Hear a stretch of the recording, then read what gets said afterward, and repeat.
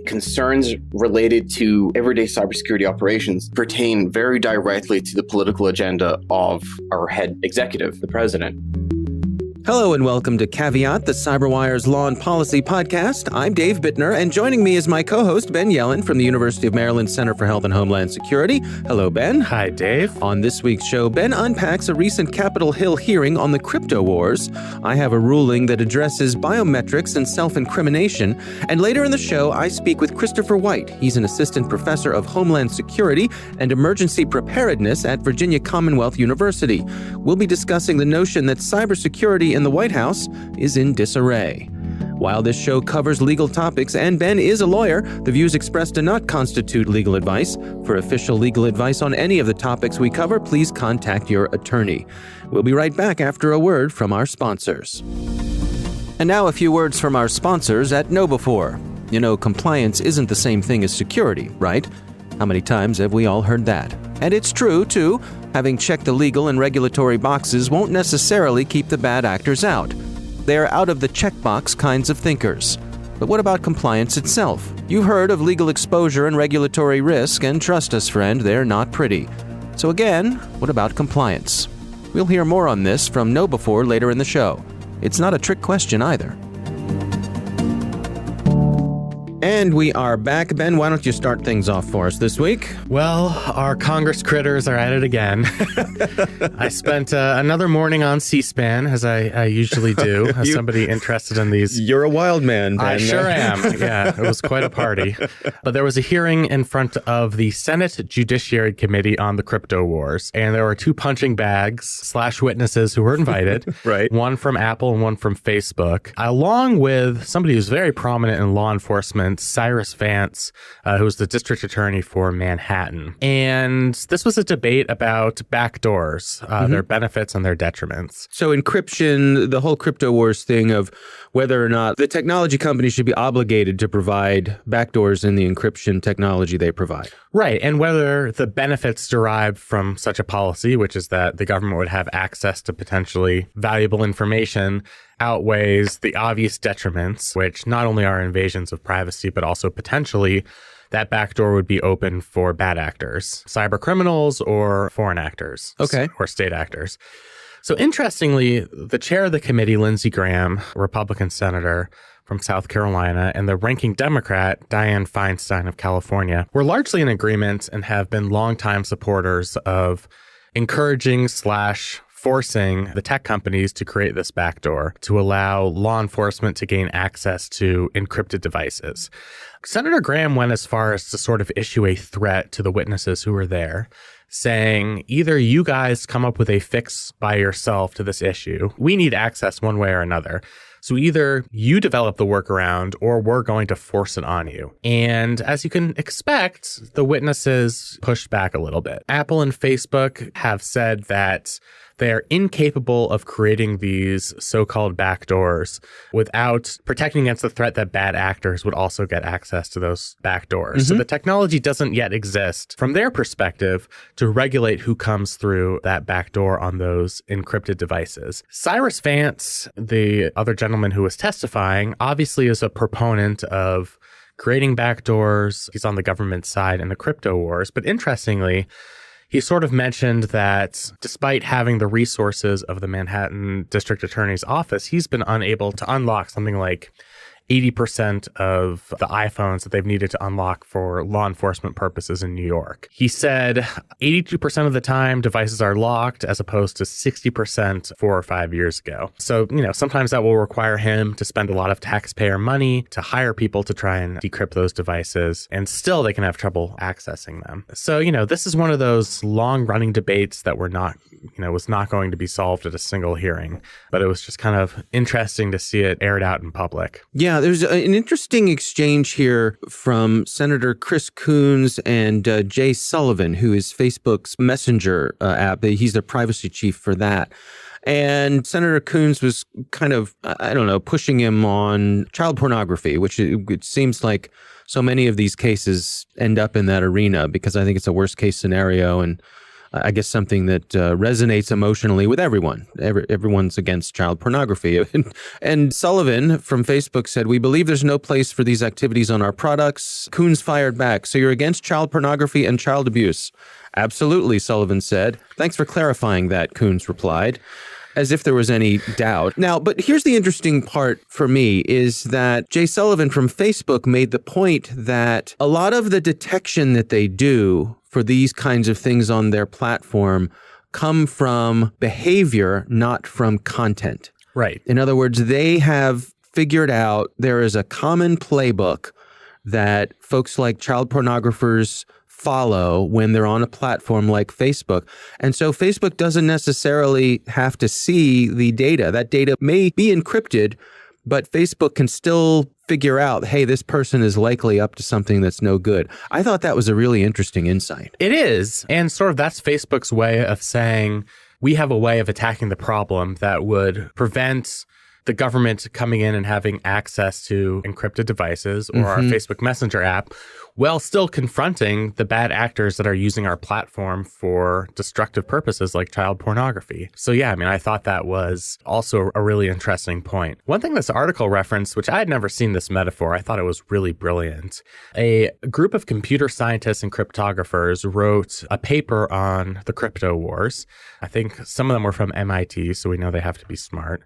And they said that a proposal to regulate encryption and guarantee law enforcement access feels rather like a proposal to require that all airplanes can be controlled from the ground. And this really spoke to me. Like, obviously, in some circumstances, you'd think it would be great for airplanes to be controlled from the ground. You know, right. If it was 9/11 and airplanes have been hijacked, it's fantastic that the air traffic control tower can take over the controls and land the plane safely. Or even if a pilot had a medical condition or something like that. Exactly. Yeah. The movie Airplane would have been far less interesting if this technology had existed. Right. Lloyd Bridges would have just brought it right in for a safe landing. Yes. But the other side of it is, what if a bad actor gets into that control tower? That makes things much worse, because now you have criminals or potentially terrorists exploiting a loophole that was created by the government. And, and I think that's just it was a very eloquent way of talking about the dangers of giving the government this back door. And I think that was something that was pretty well represented in this hearing from both the representative from Apple and Facebook. Yeah, and a number of people have weighed in on this. Bruce Schneier, who's well known in cybersecurity circles, he wrote in a brief, "I don't believe that backdoor access to encryption data at rest offers an achievable balance of risk versus benefit either, but I agree that the two aspects should be treated independently." Yes, that's sort of the contrast between accessing decrypted communications in transit. So I think he's saying, like, accessing communications at rest is a better alternative, but not an ideal alternative. But, in terms of weighing the pros and cons, a far better balance than what we commonly see in government proposals, which is allowing access to encrypted communications in transit. Another thing that struck out at me, and this is from both the article and the hearing, is that users are going to find workarounds to applications and services in which the government has created these backdoors. Right. So if people know that there's a backdoor to Facebook messaging, they're going to go to some app created in a foreign country where that capability does not exist. And I think it was General Michael Hayden, former head of the NSA, and CIA. Yep. Yeah. Who was saying, this is what's been happening in Hong Kong. They've been able to migrate their communications to encrypted applications, those that have been created overseas, that are even inaccessible to the Chinese government, which is really saying something. Yeah. And in order to confront that problem, in his view, and I think in the view of the witnesses of this hearing, we'd pretty much have to become an authoritarian country, because we have to be basically taking control of cyberspace, lock, stock, and barrel. So even for people who have that type of security background, you can understand, what the risks are. And I think that was very compelling. And just to note, to bring it back to our Caveat podcast, this is not something that a bunch of crazy hippies are only talking, are talking about. We had the former Secretary of Homeland Security, Michael Chertoff, on here basically saying the same thing. Yeah. He doesn't think it's worth it. Right. The risks just outweigh the benefits. So it's interesting that you have all of these stakeholders, from people who've served inside government, especially in the InfoSec national security community, and then people from the tech companies, civil liberties advocates, all kind of on one side. And then you have the Senator Graham, Coons, Feinstein type people, and I guess FBI Director Christopher Whyte as well on the other side. I sort of think the balance of compelling viewpoints is against creating these backdoors. Yeah, I also think it's worth noting that this is where things stand now, and it doesn't mean that in the future there may be some technology that we don't have yet that could be a viable solution to this. And just because we can't do it now doesn't mean we shouldn't keep looking for that possible compromise solution or something that achieves what we're setting out to do. It's possible that in the future it could exist. Right, absolutely. And I think what Apple was trying to say to Senator Graham in this hearing, because Senator Graham was issuing this threat, basically, if you don't create the backdoor, we're going to mandate it and create it for you, is basically, relax, Senator Graham. We are the innovators here. Right now, the technology doesn't exist where we can keep the backdoor completely locked to bad actors while being open to the government. But we're innovators. We might find a way to make it happen. If you step in and regulate us, that's probably going to have a greater detrimental effect than just letting, the market work this out. This is something that I think the tech industry will probably take the lead in figuring out, because I think, it's in their long-term interest to maintain a good relationship with law enforcement. Yeah. And so there's incentive for them to try and come up with a solution to this problem. All right. Well, the crypto wars continue. They will never end. My story this week comes from Forbes. This is from Thomas Brewster. The title of the article is "Feds Can't Force You to Unlock Your iPhone with Fingers or Face. Judge Rules." And this is interesting. So a judge in California has ruled that the police can't force you to unlock your mobile phone with either your face, so Face ID, or your fingerprint. Help me understand here, Ben. How is this different than what we had before, and how's this going to play out in the real world? So this was a fascinating decision. It did come from a magistrate judge in California, which is a relatively low-level judge. Okay. So its applicability is somewhat limited even within the state of California, let alone the rest of the country. But the reasoning that this magistrate judge used in her opinion was groundbreaking and potentially could shift the way other courts see this issue of self-incrimination and unlocking devices. I know we've talked about this a lot, but the prevailing legal view is that entering in one's passcode counts as testimonial evidence for the purposes of the Fifth Amendment right against self-incrimination. Right. So as a quick review, Fifth Amendment says that a person should not be compelled to testify against themselves. That only applies to testimonial evidence. So, in the non-digital world, what you say at a hearing, what you say at a criminal trial, a civil trial, when you're being grilled in front of Congress, you can invoke your Fifth Amendment right. Yeah. Traditionally, that doesn't apply in non-testimonial settings, the prototypical example being a police lineup. If someone's like, all right, take your position, in this police lineup, you're going to be number 2. You can't go in there and say, sorry, I'm invoking my Fifth Amendment right. Judges have tried to extend that distinction to the digital world, saying that typing in a passcode counts as testimonial evidence. It's the contents of your brain. You know that passcode, you have to enter it in. But using biometric means, so Face ID or a fingerprint, does not count as testimonial evidence because that's, the equivalent to being in a police lineup. Right. It's what you are rather than what you know. Exactly. So that's sort of the prevailing view among courts. What this judge is saying is the effect of unlocking a phone with your fingerprint or your Face ID is the exact same as the effect of unlocking one's phone using an alphanumeric password. No matter what you use, the phone's going to be unlocked. The same amount of incriminating information potentially could be available. So this distinction in a practical sense, shouldn't be there. as we've tried to apply the Fifth Amendment to the digital world. In her view, as I think most of us agree, the law is always behind the technology. And she's trying to adapt the law to catch up to the technology. She's trying to say there should not be this legal distinction between unlocking a phone with an alphanumeric password and using biometric data because the practical effect is the same.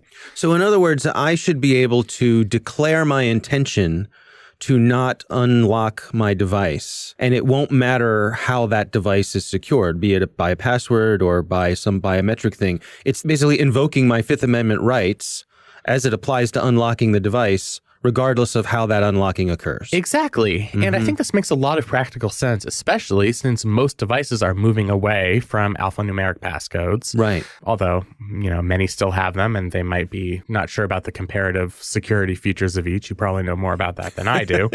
But many phones are using biometric means to unlock. Right. And we're in that world. So why should we have diminished Fifth Amendment rights just because technology companies have decided that the best way, most efficient way for us to unlock our phones is through the use of Face ID or a fingerprint? What I like about this decision is that it's practical. It exists in the real world. Where I think the decision is potentially going to be problematic is this is a magistrate judge going outside of the bounds of what has commonly been accepted in this area of the law. And the risk there is that her decision in this California case is going to be overturned by the district court or might run into trouble in like a federal appeals court, which means its effect could be rather minimal because it goes against the prevailing wisdom. But the prevailing wisdom has to change somehow, right? It doesn't always change with a Supreme Court decision. Sometimes it changes with a lower court decision or a magistrate judge decision. Well, explain to me how that works. In the legal world, in your world, what a magistrate judge, who I guess you're describing is at a lower level than a district court judge. Yep. A magistrate judge makes this decision.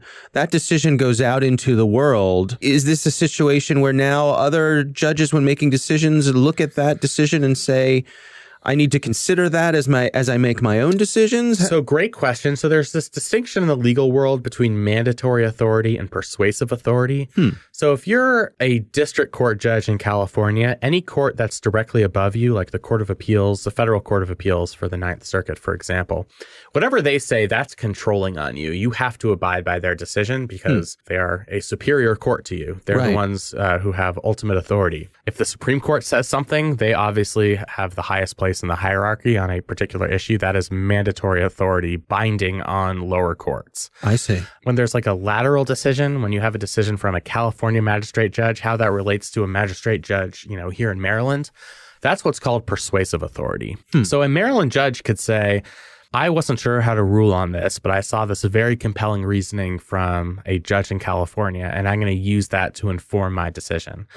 And a lot of times, that's how a new legal consensus develops. There's an enterprising judge who comes up with a new rationale, and slowly that's adopted by more judges and eventually is adopted by those that do have mandatory authority, like those higher courts, courts of appeals, state Supreme Courts, and the United States Supreme Court. So like a snowball rolling downhill.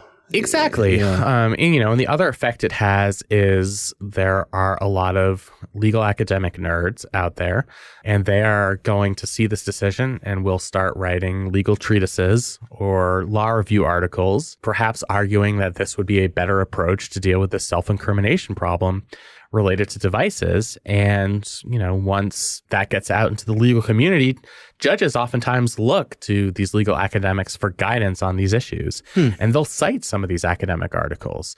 So, us people in academia, we don't have much of an influence on the world, but we do have a minor influence. And this is the Other way than your popular podcast. Exactly. Right? Yeah. Now, I hope, the highest mandatory authority should be what we say on the Caveat podcast. That's right.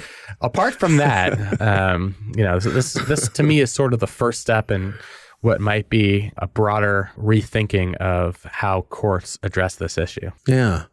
All right. Very interesting. Very interesting indeed. Thanks for unpacking how all that works. I Absolutely. think I have new understanding of that. That's very interesting. Yeah. And I would say one thing this article mentions at the end is because of its limited applicability, it is a magistrate court decision in California.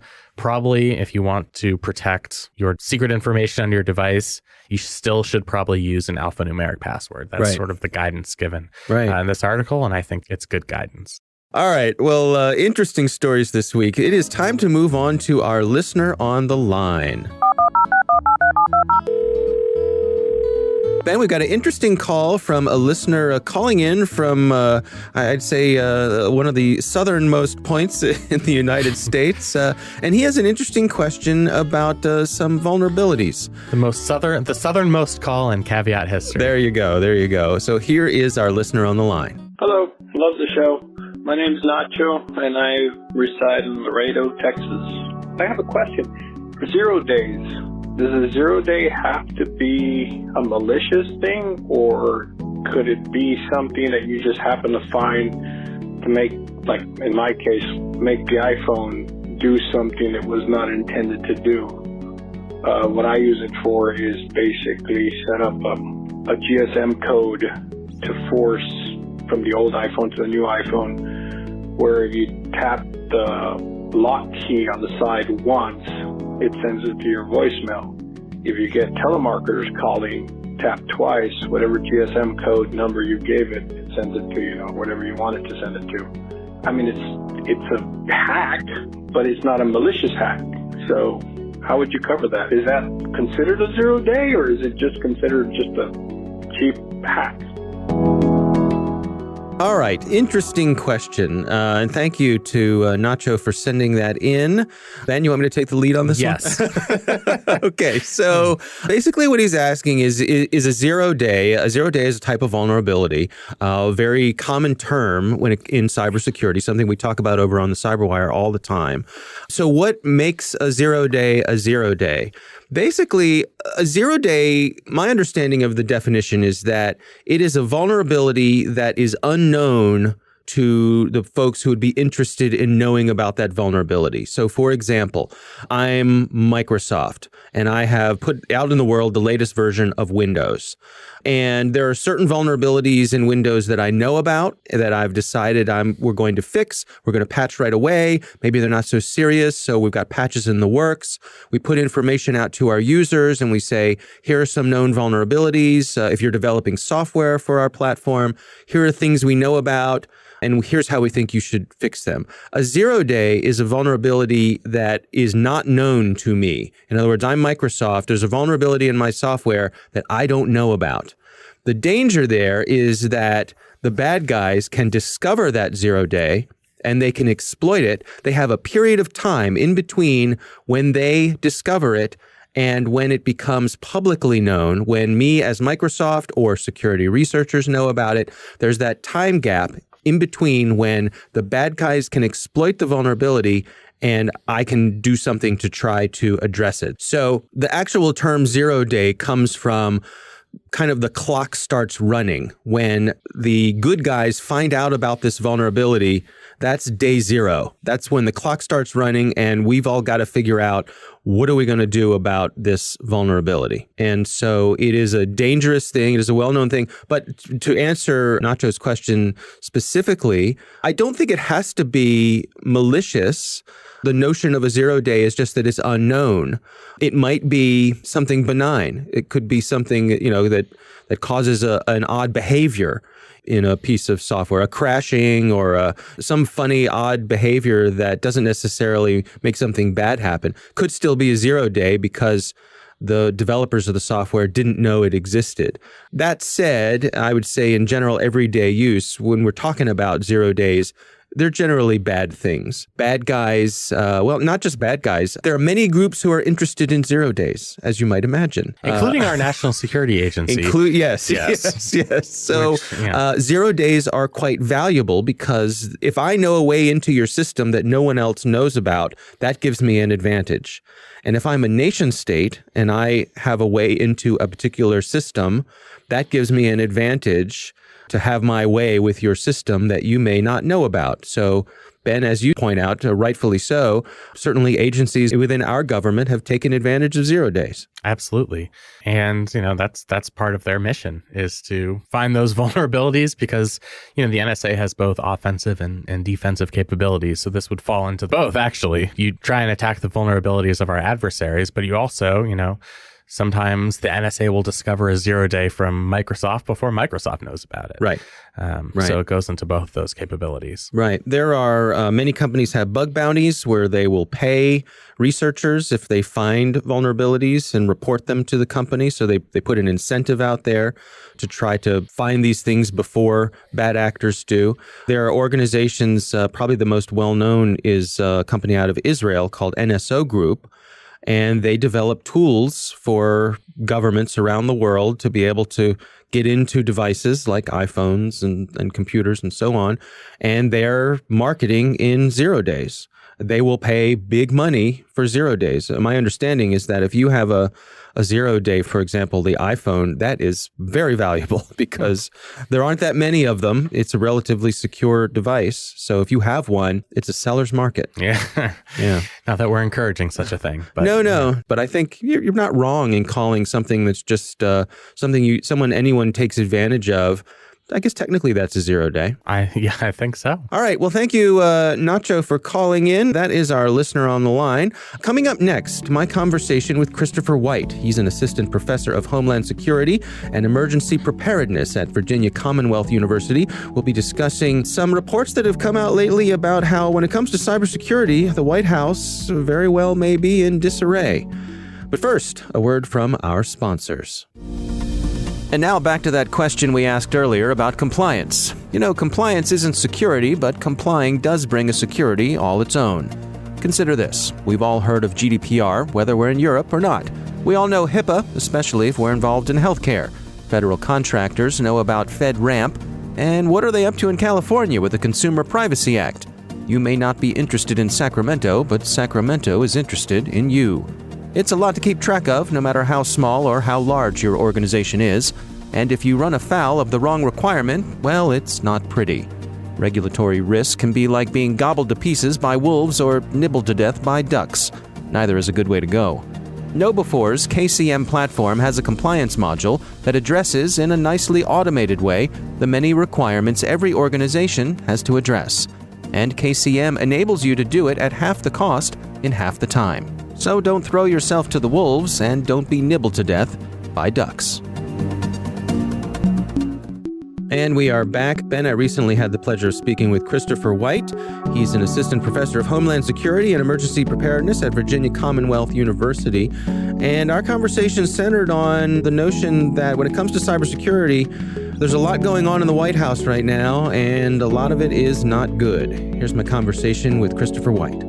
The history of cybersecurity in the White House, at least in its current form, goes back to the Clinton administration, the late 1990s. Following the commission reports and a variety of other developments that came out of Oklahoma City bombings, our experiences with the Solar Sunrise and Moonlight Maze APT incidents in 96 through 99, we basically put in place a cyber czar position in the White House. This person would be responsible for all cybersecurity policies across the federal government. It was recognized by both the Clinton administration and then the Bush and Obama administrations that was such a cross-cutting and diverse issue area. It was the best idea for the whole thing to be centralized in one coordinative package in the form of this Office of the Cybersecurity Czar. The office in question that we're talking about today, the Office of the CISO at the White House, was put in place after some initial breaches of the White House's unclassified networks. So there have actually been three that I can think of. There have been a couple of other security incidents that have been a little bit concerning, but there have been three major incidents over the last 11 years. I believe the first one I'm thinking of is in 2008, where a foreign power was seen to have successfully got access to unclassified White House systems. This office that has just been merged into one of the other adjacent recent offices at the White House and is experiencing some downsizing, was put in place after the last of those. And so in 2008 and 2012, we had incidents where we saw Chinese operatives successfully conduct, I believe it was spear phishing campaigns in both instances. Somebody clicked on something they shouldn't have, and unclassified systems were breached. The more recent one was a Russian attempt to breach the White House's unsecured systems to some degree of success that we're not entirely clear about, but that was in 2014. And so that's what led the Obama administration to commission this office and give it the responsibility of coordinating information security for the White House as a whole, as opposed to relying on the DoD agencies, I think they're under the jurisdiction of DISA, that were responsible for the White House's information security and their communications up to that point in time. Where do we find ourselves today? What changed, if anything, when President Trump came into office? This is an open question, right? There's a lot to unpack here. Unfortunately, particularly because of the unusually partisan nature of politics at this time in this country, but just the unusual circumstances surrounding several of the major foreign policy incidents linked to, in some form or another, the Trump administration and the central role that cybersecurity has played in those incidents, going back, of course, to Russian interference in 2016. The argument that's being put out there by the Trump administration on what has happened here, and let's be clear descriptively on what's happened as well. The personnel in this office have been increasingly, this is the leaked report from Axios, have been increasingly marginalized over the past some months. They've seen their access to systems and information being reduced over time. There was the removal of an incentives package, the kind of thing you do if you're trying to force a particular subset of your workforce to look for other jobs, basically. The most recent thing that's happened has been a merger of the Office of the Chief Information Security Officer with the Office of the Chief Information Officer. So this is an entirely separate entity within the White House. And as that happened, the director of the security office, resigned in protest. Kind of the argument that's being put out here by the White House is that this is a streamlining and efficiency move. There's a lot of redundancy, they're arguing, a lot of inefficiency, duplicated efforts in having basically two different cybersecurity teams within the White House. That's the broad argument there. And it's on the face of it, it's the kind of broad argument which could be accurate. Mm-hmm. It makes some sense, right? Overall improvements to the efficiency and the productivity of White House cyber activities, putting the capabilities in more centrally under one set of decision makers. Sure, that could absolutely be a reasonable move. And a president who talks about cutting costs and saving the American people money. Yeah, that's absolutely true as well. There's a very reasonable argument here to be made that duplication of efforts, particularly in this domain, costs the taxpayer a disproportionate amount relative to what they could be paying for. And I say in this domain specifically, of course, because we all know the value of good cyber talent. The folks who are working at the White House in either office, but let's just say the folks that were working in the information security office, they weren't being paid anywhere near what their colleagues in private industry would be getting paid. But these salaries and the incentive packages involved are still robust. These individuals will have made likely six figures. I believe the director, it was reported, made somewhere in the 130 to 140,000 range. And they had, like I said, incentives packages to keep them interested in working there. This is a workforce issue that the government has had a challenge with for 30 years at this point, right? And these are career professionals, right? These are not political appointees. These are career professionals who were seconded to this office by the Obama administration. So they were, you're correct, they're career officials, but they were put in place in their current roles by the Obama administration. I don't know if that nuance matters, but it is, of course, one of those pieces of nuance that people are suggesting might matter given the current president's interest in removing many of the things that the Obama administration put in place, whether it be policy, legislation, or personnel. Right. There are concerns about how some of these moves might affect the Presidential Records Act.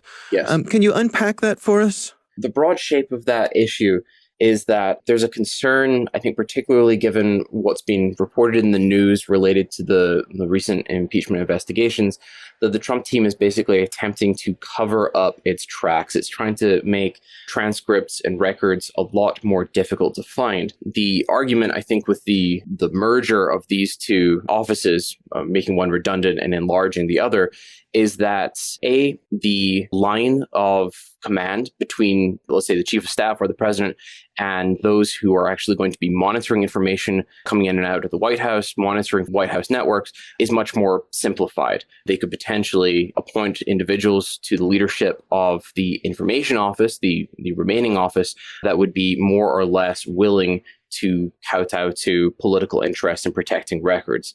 That's the broad shape of the argument that's being made there. Another part of this, the political side of this, is just the actual removal of individuals. They're being chased out, so to speak, by, again, the removal of incentives packages, reducing their access to different systems, access to different pieces of information. There's been a lot of accusations that this is yet another example of how this administration has created an internal culture of fear and anxiety. It's trying to actually push people into becoming more or less loyal or leaving the administration or the White House specifically because there is a clear and present threat to their jobs if they don't. Yeah, it's interesting to me because it seems as though cybersecurity is one of the rare things these days in government that has broad bipartisan support. It's recognized as being important and in some ways has not been politicized. Certainly in some ways it has. So I think it's interesting to see these reports from within the White House itself, the politicization of cybersecurity. Yeah, absolutely. And it may be that we're talking today about that unique instance in government, although unfortunately I don't think it is all that unique, but where the concerns related to everyday cybersecurity operations pertain very directly to the political agenda of our head executive, the president. One of the major concerns that the Trump White House certainly has, and I think to some degree legitimately has, relates to leaks of memos, counts of conversations, over and above what you might traditionally expect of leaks heading out the door via conversations with, the White House press pool. There's a real concern that particularly documentation and transcripts that are now making their way rapidly into the media relating to, one political issue or another, or one policy issue or another. This is happening in a manner that at least the administration sees as remarkably unprecedented. And so from that point of view, again, taking steps to and making efforts to actually crack down on the potential for information leakage makes some substantial sense, whether or not you agree with it as it interferes with the cybersecurity operations of the White House staff. Is it fair to say, that is different from espionage? In other words, leaks from White House staff to the press is different than a nation state trying to break into White House networks, or is it a distinction without a difference? I think it is different. I think it is different. We're talking about the insider threat here. I suppose the question there is, does this merger and this staff reduction, the staff, inevitably staff turnover, I suppose, does this actually reduce the cyber resiliency of White House operations equally with regards both to foreign adversaries and this, insider threat that the Trump administration seems to be so particularly concerned about? It certainly does the former. I think it reduces the ability, at least in the near to medium term, even if you buy the argument about redundancy and inefficiency and the need to streamline the whole process, the fact that the White House is going to have to refill staff positions. It is going to have to go through that institutional restructuring process that often happens. It happened very famously, of course, with DHS after 9/11, where DHS came into existence. 22 different organizations from across the government forced to work together for the first time. Even on a small scale like we're seeing here, there's always a need to reconcile job responsibilities, mission statements, that kind of thing. And so even in the near term, I think it's a reasonable argument that the ability of the White House to actually effectively prevent foreign compromise of even just unclassified networks is going to be reduced by this move. Again, at least in the near term. On the latter point, I'm actually unclear. I'm unclear whether or not this will actually help that insider threat mitigation mission that the Trump administration has clearly undertaken since the earliest days of their being in office.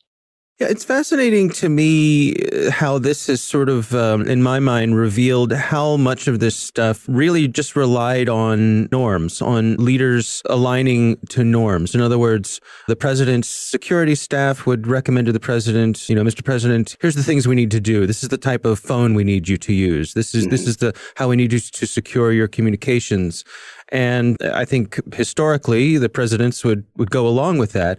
And here we seem to have a president who wants to do his own thing and leaves us wondering, there's no one who can say no to that. There's no one who has the authority to say no to that. And that could leave us with some national security issues. Right. Absolutely. I mean, this is not unusual in some senses in that it's not unique to the Trump administration. There's the very famous conversation that Obama had with the Secret Service about the use of his BlackBerry, and they came to a compromise of sorts with regards to the BlackBerry usage. The thing that is unusual about the Trump administration, of course, is the unprecedented fashion in which even the most basic information security practices have at some points in time been thrown out the window. It's commonly reported, of course, that President Trump still uses a personal unsecured iPhone. There are definitely individuals who have close access to the president who are using unsecured, unaccounted for devices. I mean, we had the recent story about Rudolph Giuliani going into an Apple store because he couldn't unlock his iPhone. That's a right. Yeah, information security 101 things you shouldn't do right there. And of course, you have a number of accusations, just to cover the kind of media-friendly pieces here, of, Jared Kushner and Ivanka Trump and others, again, people with close access to the president. And I think more importantly for our conversation here, people that are constantly physically in the White House and using White House networks, using private email addresses and private servers, opening up a range of different threat vectors that could be compromised, could be manipulated, taken advantage of, and exploited by foreign adversaries. The question about norms is a fascinating one, right? To what degree does this have to be accepted simply because at some point in time, the executive, i.e. Trump in this case, makes a decision and there's very little that those underneath him can do about it if he's adamant. Right. And then to what degree does this actually become the normal mode of operation? I think it's highly likely that in whatever the next administration is, whether or not that's in a year or two or whether it's in 5 years or so, you'll see yet again another restructuring of the institutions of cybersecurity within the executive branch. Whether or not they walk backwards to what we had under the Bush and Obama administrations with kind of a cyber czar position running the show, but an increasingly, I don't want to say fragmented, increasingly diverse landscape of offices and teams seconded to very specific network defense purposes within the organization as a whole. Whether or not that's actually the move that will occur, I don't know. I think to some degree it depends on the length of time that this current system will persist, will actually be in place. If this system is in place, interestingly enough, for only the next year and a half or so, and then the current president doesn't win a re-election and someone else comes into office, it's possible that we may not see the negative externalities related to this kind of move, because maybe there's not enough time in that year and a half or so for us to experience the kind of breach that typically prompts public attention on an issue and then makes the political establishment adapt in some way, appoint some new people, put a new office into existence, that kind of thing. All right, Ben, what do you think? First of all, it's a very interesting interview, and thank you, Professor Whyte, for coming on Caveat. First thing I thought of was that Seinfeld episode where George Costanza got offered a job to work at a playground equipment organization on the false premise that he was disabled.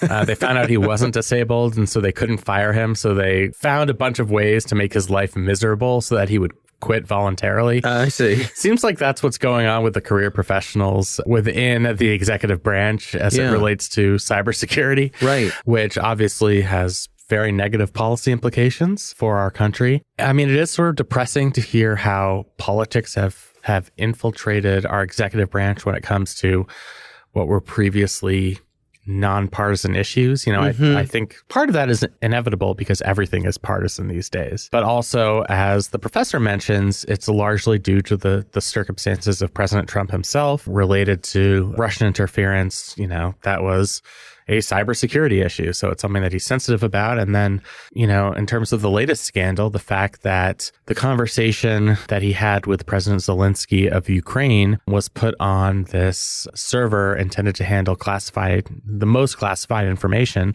And that sort of became part of the scandal. So I think some of the personnel decisions might just be reflecting those, I don't want to say paranoia, but the mindset, sensitivities. The mode in which they are operating. Absolutely. In this particular administration. Yeah. He brought up a really interesting point about how we as a nation express our capabilities when it comes to security in the cyber realm. And it got me wondering, what is and is there a cybersecurity equivalent of an aircraft carrier? Or like the cyber F-35 bomber that we can, Right. But an aircraft carrier is an expression of the force of our military might that we can place all around the world, and that has real-world implications. It has real-world as a effects. deterrence effect. Yeah, Right. absolutely. He's got me thinking. I wonder, is there a cyber equivalent of that? I can't think of one off the top of my head. So listeners, let us know if you think there is one. Yeah. What can be our future, cyber aircraft carrier? Right. Is it yet to be built? It might be. And I don't know that there is an answer to that question at this point. I can't think of one either. Yeah. All right. Well, thanks to Christopher Whyte for joining us. Really interesting conversation there. Of course, we want to thank all of you for listening, and we want to thank our sponsors, KnowBe4. If you go to kb4.com/KCM and check out their innovative GRC platform, that's kb4.com/KCM. You can request a demo and see how you can get audits done at half the cost in half the time. Our thanks to the University of Maryland Center for Health and Homeland Security for their participation. You can learn more at mdchhs.com. The Caveat podcast is proudly produced in Maryland at the startup studios of Data Tribe, where they're co-building the next generation of cybersecurity teams and technologies. Our coordinating producers are Kelsey Bond and Jennifer Iben. Our executive editor is Peter Kilpie. I'm Dave Bittner. And I'm Ben Yellen. Thanks for listening.